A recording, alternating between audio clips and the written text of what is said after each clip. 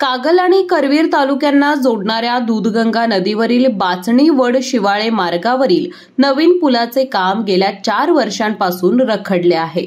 जुन्या पुलाची अवस्था अत्यंत धोकादायक बनली असून प्रत्येक पावसाळ्यात हा मार्ग पाण्याखाली जातो।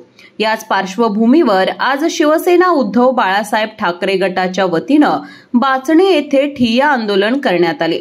यावेळी उपजिल्हा प्रमुख संभाजी भोकरे आणि तालुका प्रमुख अशोक पाटील यांनी सार्वजनिक बांधकाम विभागाला निवेदन देत लवकरात लवकर नवीन पुलाचे काम सुरू करण्याची मागणी केली। अन्यथा शिवसेना स्टाईलने तीव्र आंदोलन छेडण्याचा इशारा दिला।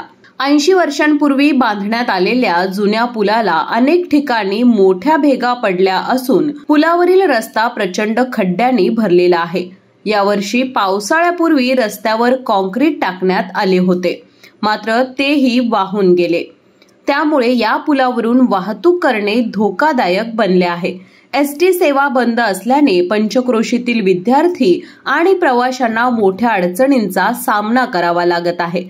महाराष्ट्र शासनाने जुन्या पुलाला पर्याय म्हणून नवीन पुलासाठी 4 कोटी रुपयांचा निधी मंजूर केला होता, मात्र ठेकेदाराने काम सुरूच केले नाही। त्यामुळे ग्रामस्थांमध्ये तीव्र नाराजी आहे।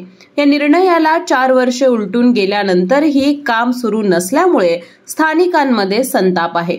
100कडे वाटचाल करणाऱ्या या जुन्या पुलावरून अजूनही वाहतूक सुरू आहे।